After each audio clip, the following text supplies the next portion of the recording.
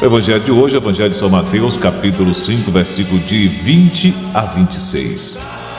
Salve, ó Cristo, imagem do Pai, a plena verdade nos comunicai.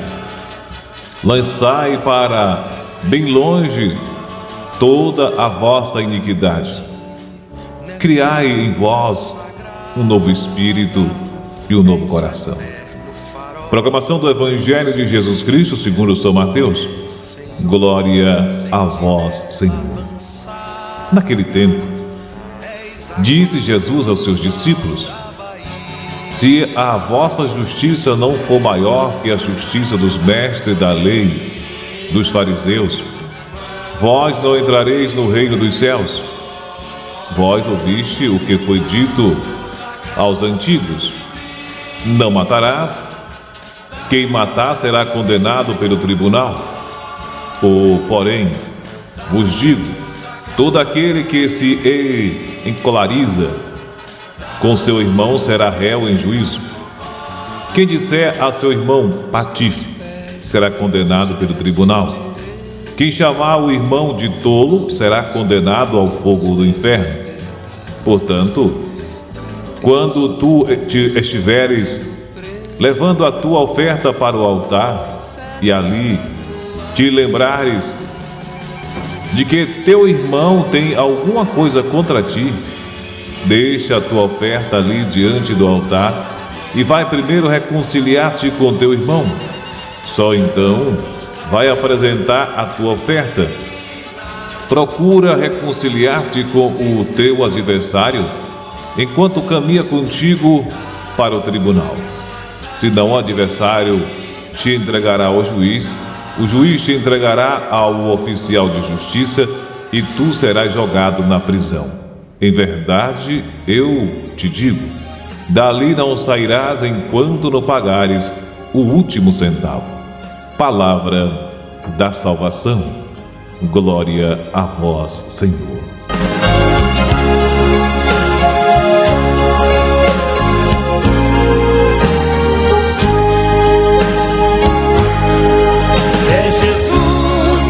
É Jesus que ilumina os passos meus. 12 horas e 5 minutos, 12 e 5. Como todos os dias aqui a gente ressalta, né? Na abertura do programa, com a meditação da Palavra de Deus, sobre a necessidade que nós temos de não só alimentar o organismo físico, mas o essencial está no alimentar o nosso organismo espiritual. É no espírito que está a essência de tudo. A matéria é passageira.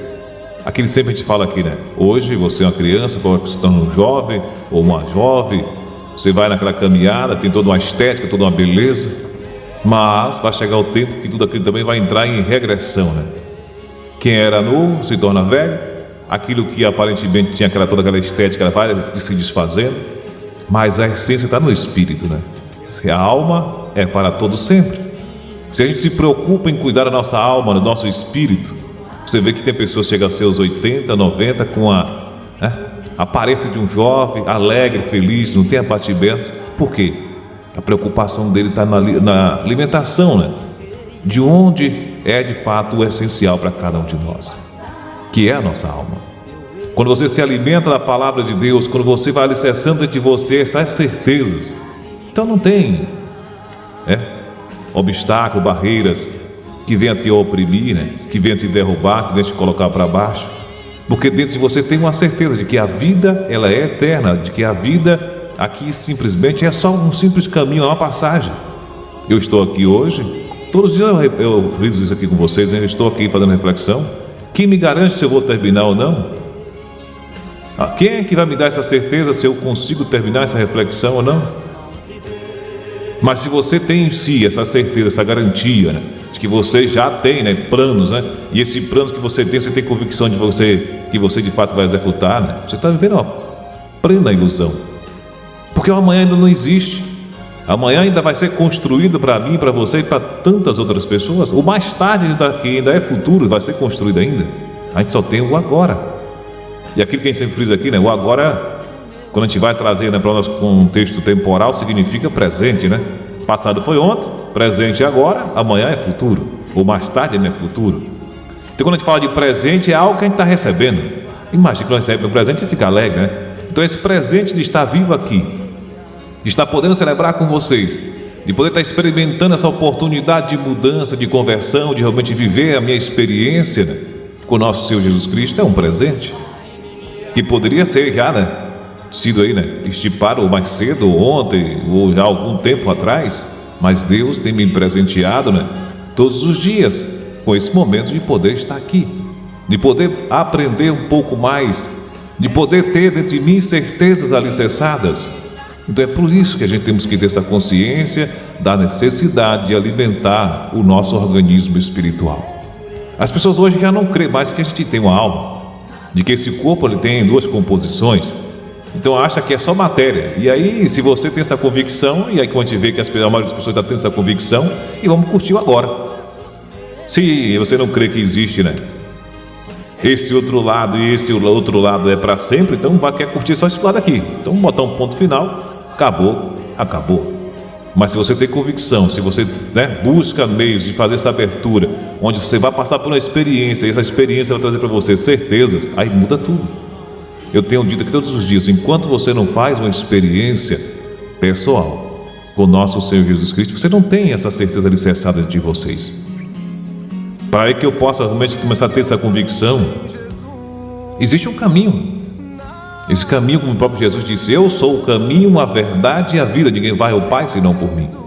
É no seguimento a Jesus, é seguindo esse caminho que é Ele, que a gente vai se convertendo, que a gente vai se entendendo, a gente vai se conhecendo e vendo de fato que nós somos.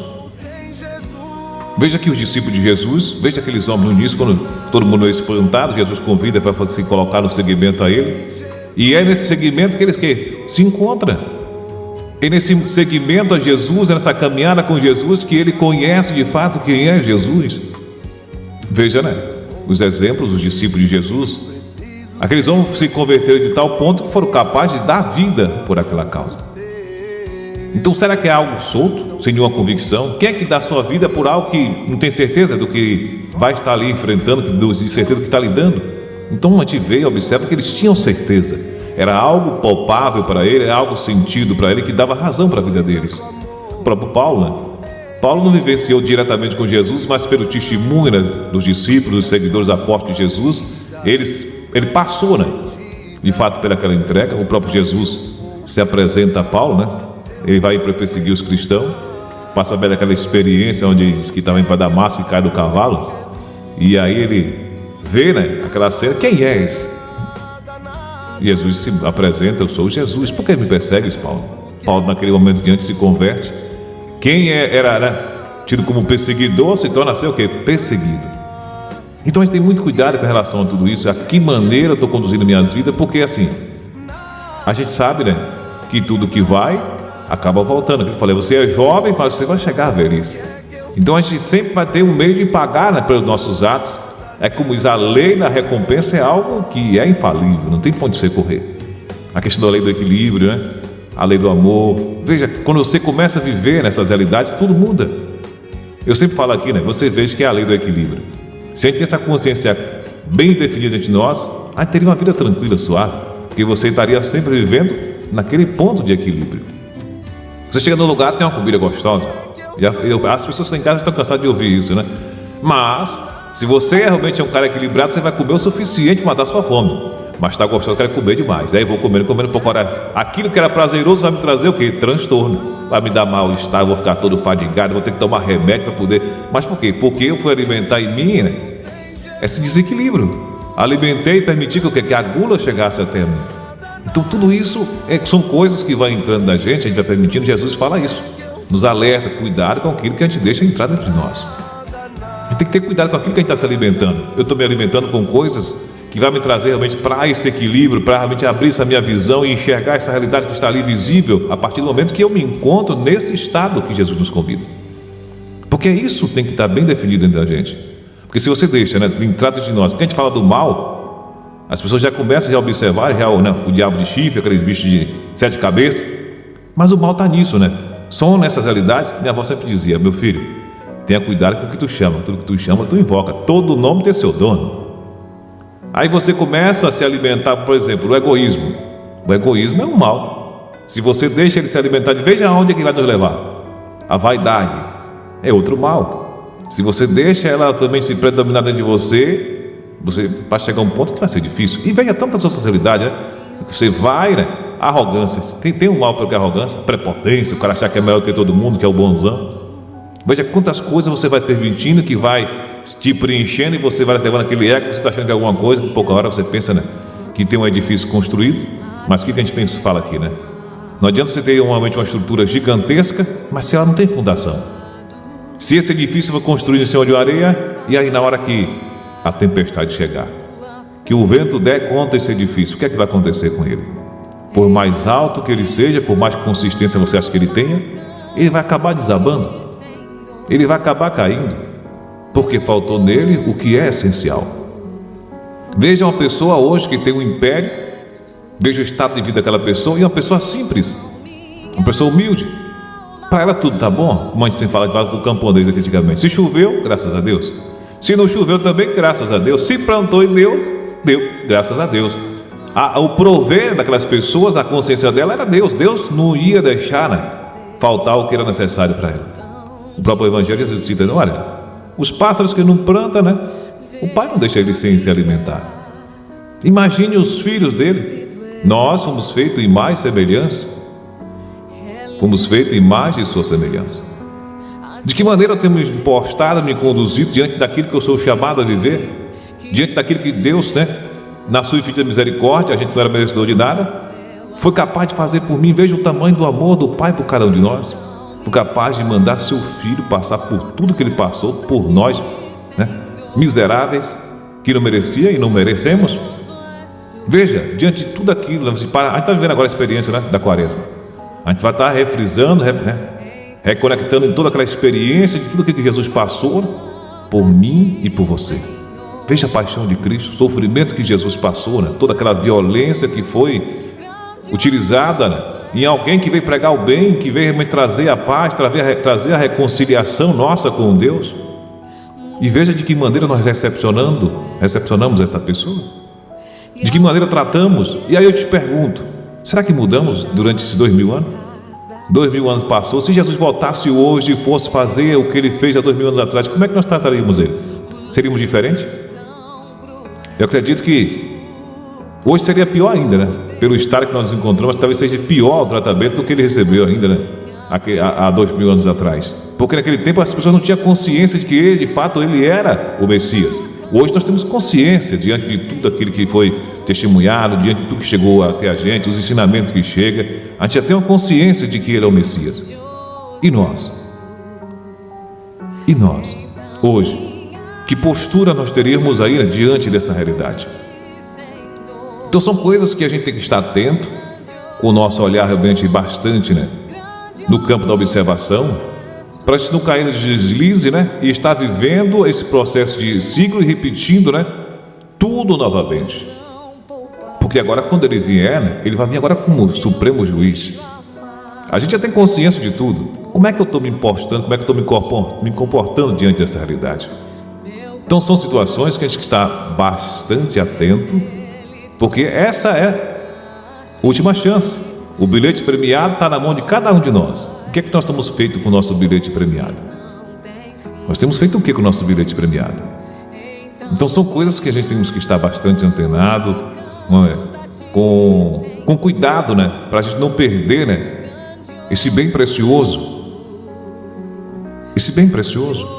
Nós conquistamos o que é mais importante para a nossa vida, que é a salvação das nossas almas. E o que é que nós temos feito com a nossa salvação? Cristo passou por tudo que passou em vão. Vamos aproveitar essa oportunidade de mais um período, né, de quaresma, mais uma oportunidade que Deus nos dá de estar realmente, né, se colocando nesse segmento, mais uma oportunidade que Ele nos dá, né, de poder refletir, de nos autoavaliar e ver como é que está a nossa postura, a nossa conduta. Será que eu estou agindo? Será que eu estou colocando em prática aquilo que é vontade de Deus, aquilo que é querer de Deus em minha vida? Será que de fato eu estou ganhando essa consciência de que eu tenho que ser esse instrumento na mão do Senhor? Ele deu a vida dele por mim, por você, por cada um de nós. É mais do que justo que a gente retribua isso, como fez Paulo, como fez Pedro, né? Que a gente pegue a nossa vida também e entregue na mão do Senhor, porque não somos capazes de conduzir as nossas vidas. Ele é capaz, porque Ele conhece. Ele disse: ninguém sabe das coisas que acontecem lá em cima. Se você não for lá em cima, se você não veio de lá, você não sabe. E quem veio de lá foi Ele. Então Ele sabe do caminho. Eu sou o caminho, a verdade e a vida. Poxa, se Ele conhece o caminho, Ele sabe o caminho, Ele é o caminho, era se entregando a Ele, é seguindo a Ele, que as coisas vão acontecer. Veja a vida das pessoas que conseguiu atingir, né? Esse mérito, como diz em Mateus 5,48, sejais perfeito como o vosso Pai Celestial é perfeito. As pessoas que conseguiu chegar a esse grau, esse degrau, vamos dizer assim, passou por essa experiência de mortificar-se a si mesmo e entregar-se plenamente a Jesus. Eu sempre trago aquele exemplo, claro, de irmã Dulce, né? Algo mais próximo da gente, mais recente. Veja a vida daquela mulher. Ela viveu em função dela, ou ela se entregou realmente plenamente a Cristo, para que Cristo agisse através dela?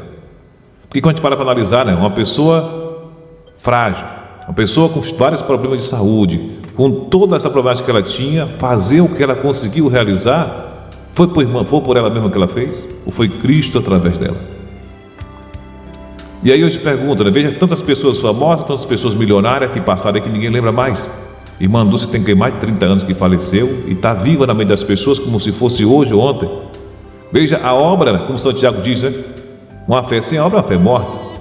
Então as obras que nós realizamos dão testemunho da nossa intimidade, da nossa entrega, do nosso vínculo com Deus.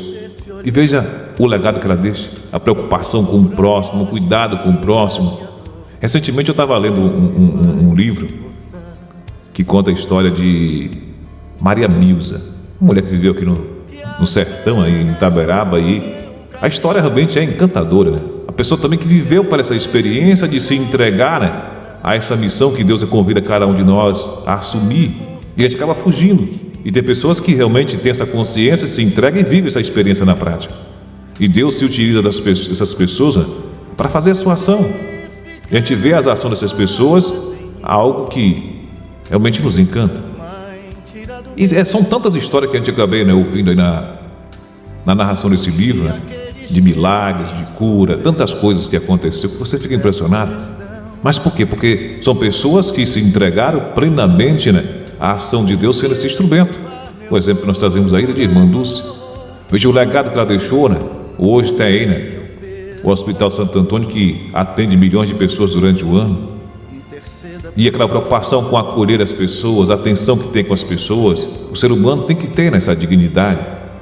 E cada um de nós temos aí, né, ser revestido disso. Você vê que aquela ia pedir, né, o alimento, as pessoas tratavam mal ela, mas ela não assumia aquilo para ela. Não é para mim. Você não está dizendo isso para mim, está dizendo para Cristo. Eu estou aqui a serviço dele, não é para mim. Se cuspiu numa mão, ela virava outra. Essa aqui, né, essa aqui foi para mim. Agora eu preciso para lá e abrir a outra, estender a outra mão. Quem é de nós que estamos aí preparados para passar por essa experiência? Se alguém disser tantinho assim para a gente vai arrancar o pescoço do outro. Então precisa a gente passar por um processo de mudança muito grande. E conversão é isso, mudar de vida, deixar, né, tudo isso e se entregar plenamente à razão, né, pela qual nós devemos estar vivendo. Então conhecer, né, sobre o amor de Deus, ser justo, ser um cumpridor, né, dos preceitos e dos mandamentos é algo importante. Contudo, se realmente quisermos agradar a Deus e sermos santos, não basta apenas saber que Deus nos ama, nem ser, né, um exímio cumpridor, né, dos preceitos e dos mandamentos. Não basta. Cumprir com o nosso dever nos torna pessoas certas, corretas, mas só o amor, né, é o que nos torna verdadeiros cristãos. Por isso o primeiro mandamento diz: amais a Deus sobre todas as coisas. O amor tem que prevalecer. Pessoas justas e corretas, qualquer um pode ser, mas é o amor que nos diferencia, é o amor que nos dá esse destaque a nós que seguimos a Jesus Cristo. É o amor que faz a diferença. Podemos ver um exemplo, né, que o próprio Evangelho nos dá aqui no dia de hoje. Não basta não matar alguém com as suas próprias mãos, cometendo aí, né, o crime de assassinato. Tirar a vida fisicamente de uma pessoa é apenas uma forma de cometer esse crime. Cumprir com o nosso dever nos torna pessoas certas, corretas, mas só o amor é que nos torna verdadeiros cristãos.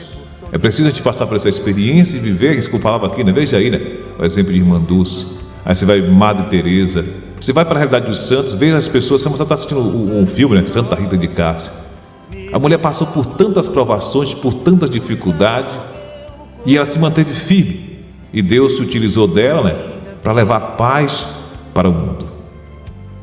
Mas ela passou, pelas provações. Como é que eu posso dizer que se eu sou isso, se eu nunca fui provado em nada?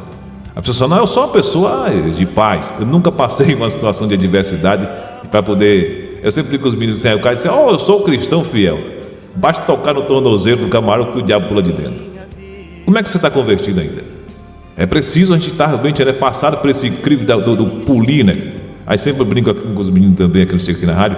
Você pega um anel, tá aqui, tá bonito e tal, mas ele foi uma pedra. Veja o processo que ele passou para chegar até esse grau aqui, assim, não, hoje está perfeito, tá bonito e tal. Ele teve que ir pro fogo, teve que derreter, teve que dar uma marretada, teve que passar por tanta coisa até chegar a esse patamar. Nós, enquanto cristãos, não é diferente.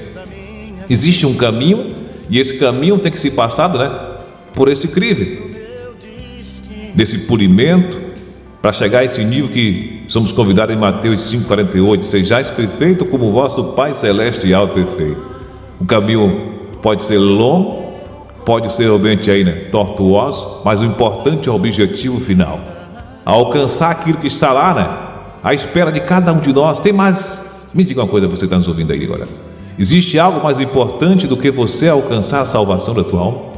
Existe algo mais importante do que você ter em você a certeza de uma vida eterna?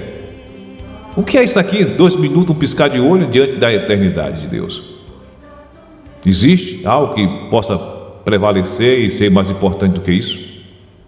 Então, diante do que o Evangelho nos convida a viver essa experiência por amor, por exemplo, ignorar ou esquecer, a pessoa mostra que existem outras formas também de matar os nossos irmãos, ridicularizar alguém pela sua fraqueza.